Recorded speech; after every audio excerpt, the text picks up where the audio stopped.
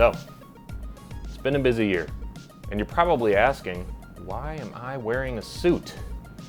Well, I'm in Chicago for the weekend. I'm shooting a wedding, so I'm staying in a hotel, and I thought, why don't I take advantage of this New Year's Eve, this time of reflection, to have my own awards show from me to me. And I thought I'd dress the occasion.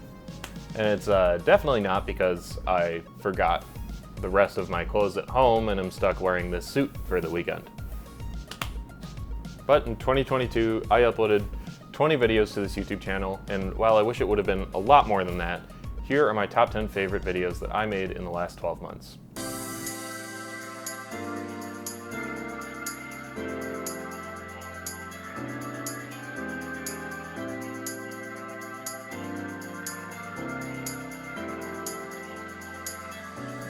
Starting at the bottom of the list, number 10 is the first episode of the B6 build series. While this was not a lot of people's favorite video, I'm sure a lot of you didn't even watch it because I was bringing another car into the channel rather than just focusing on the one. It was a kind of a big milestone for me personally, financially, to be able to add a second build to the channel, and it's kind of telling me that my channel can grow. I can do more things on it than just have the one car and car shows. It's fun to build a car with a purpose. Plus, I really just like learning a new platform. So taking apart the B6, fixing everything, putting it back in, retiming the engine, it was a lot of fun and I learned a lot.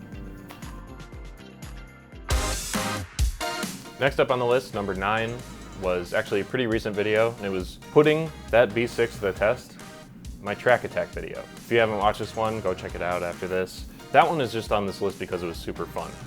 Being able to take both of my project cars to the track and just go balls to the wall with them was so much fun.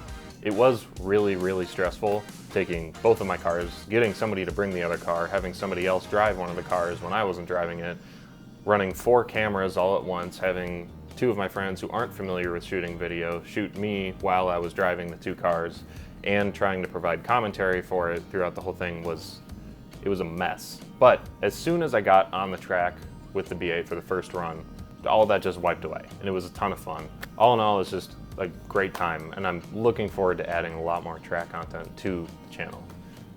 Coming in next on the list, number 8, was an even more recent video, just came out a few days ago, was my feature of Tyler's BRZ. With all of the weddings I shoot and the car shows and then my day job, I rarely have time to take a whole day or even a half day to do a feature shoot with somebody. So this was a welcome change, and I'm glad I was able to do it. It's been almost 2 years since the last time I've done just a feature shoot, being able to focus a lot of time and energy on one person's car. And I was really happy to be able to do it with Tyler. I've seen his car kind of go through the stages over the last few years. It was really rainy, which normally is a huge downer when it comes to shooting video of anything, but it actually turned out great because it made for a really cool vibe in the video, and luckily Sony's recent cameras are a lot more weather resistant than they used to be, so I didn't really have too much to worry about. But I think the video turned out great, and I'm really happy that I was able to do it.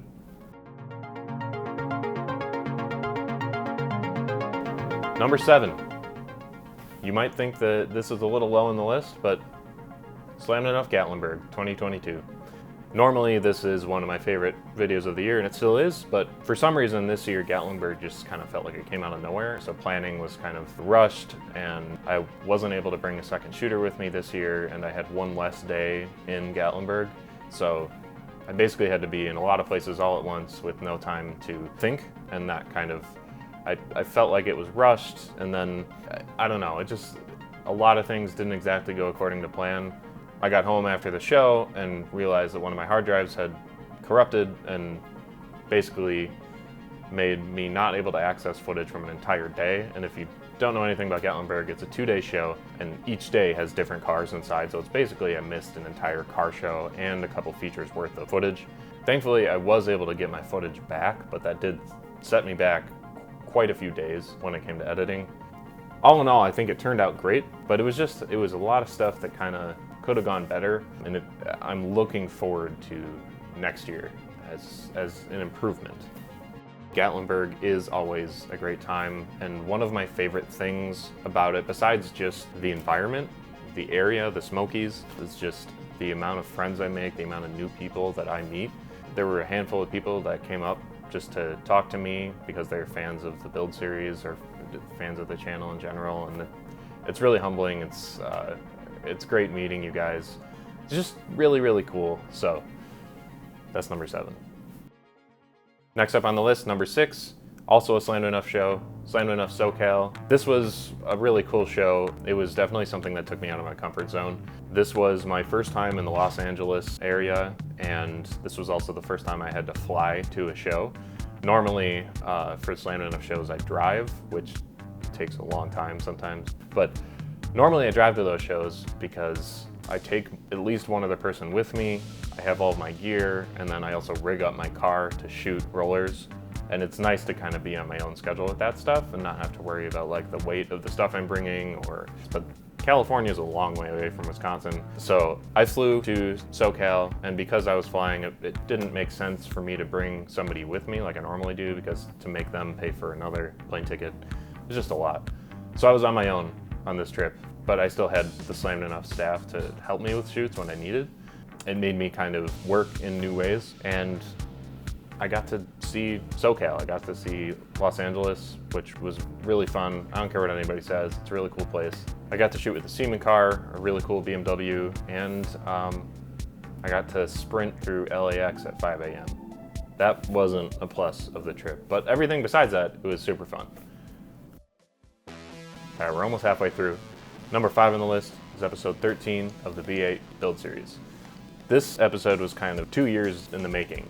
Because of all the issues I had had with the car in the past, blowing 2 motors, I didn't feel comfortable or safe putting it on the dyno, and it's a good thing that I didn't. Plus, dyno days get expensive.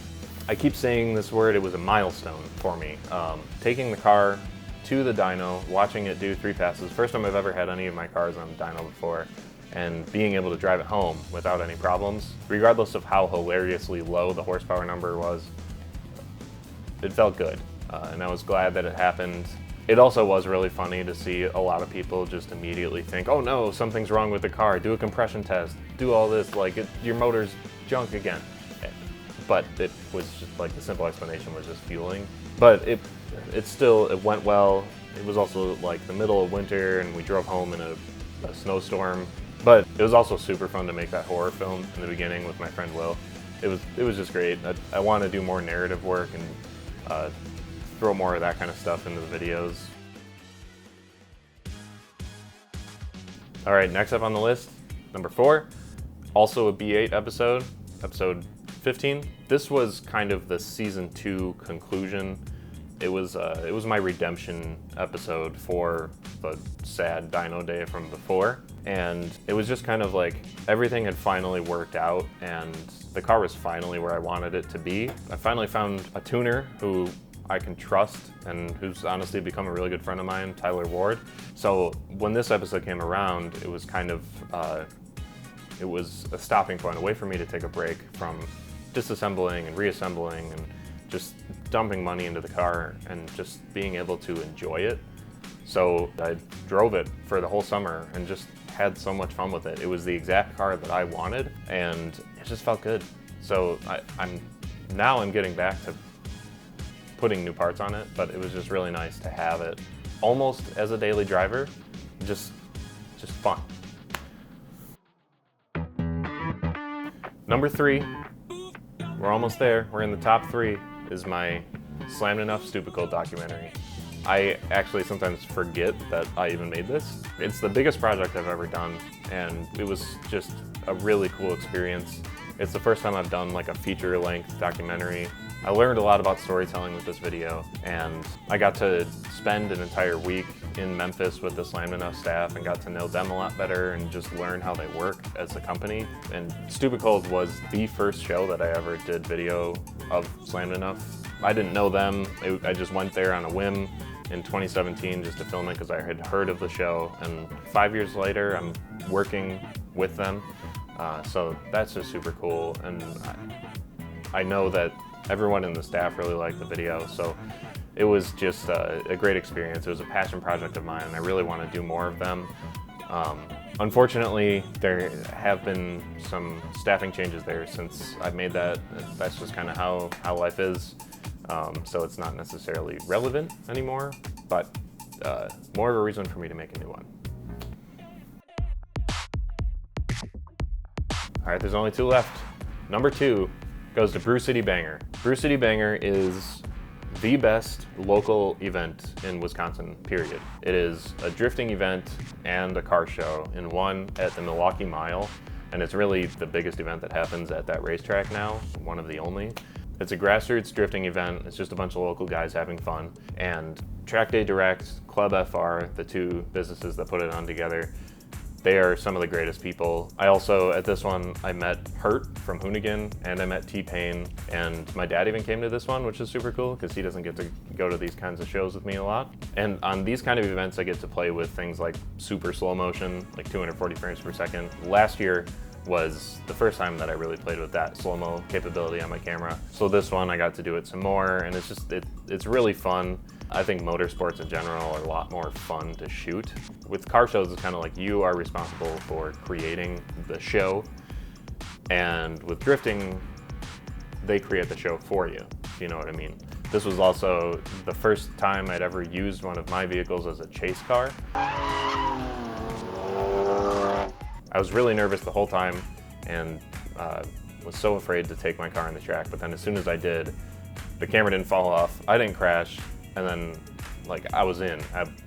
I did it for like 2 hours that day. I took some friends for ride-alongs. I would argue equally as fun as riding in a drift car, chasing the drift car. So something I'm definitely going to be doing a lot more in the future for any events that people hire me at.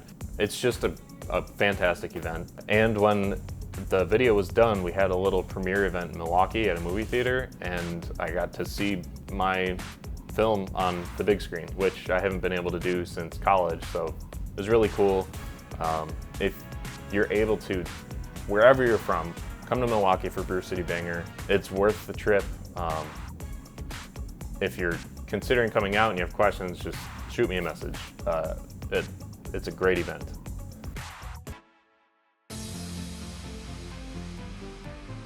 We've made it to the end of the list. Number 1, my very favorite video that I made in 2022, probably doesn't come as a surprise to many of you, was Grid Life.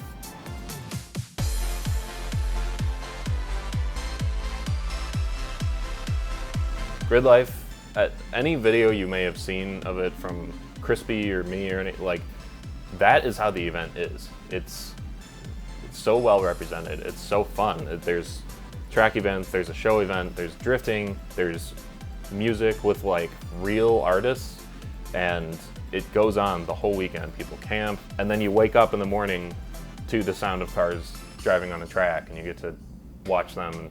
Everybody's just super cool. It's so much fun. This was my first Grid Life that I've ever gone to, and it was a huge, I would say like a big climb in my career. It was a huge client acquisition because I did do the official video working for Grid Life, and I met a lot of really important people. I met some of my personal heroes at Grid Life, like the people from Gears and Gasoline, Ben and Luke. It was like just surreal, being not only getting to meet them, but like hang out with them and shoot video of Rob Dahn's RX-7 on the racetrack and Dustin Williams' Skyline on the racetrack. It was unreal. It was so worth it, and I cannot wait to do another Grid Life event. It was incredible. It really pushed me to go further into motorsport, and if it wasn't for going to Grid Life, I probably wouldn't have committed to my B6 like I have now. And yeah, it's just super fun. I got to ride in Scott from Grip Royal. I got to ride in his drift car and just got to hang out with Scott. He's a cool guy. So if you haven't been to Grid Life, it is totally worth it.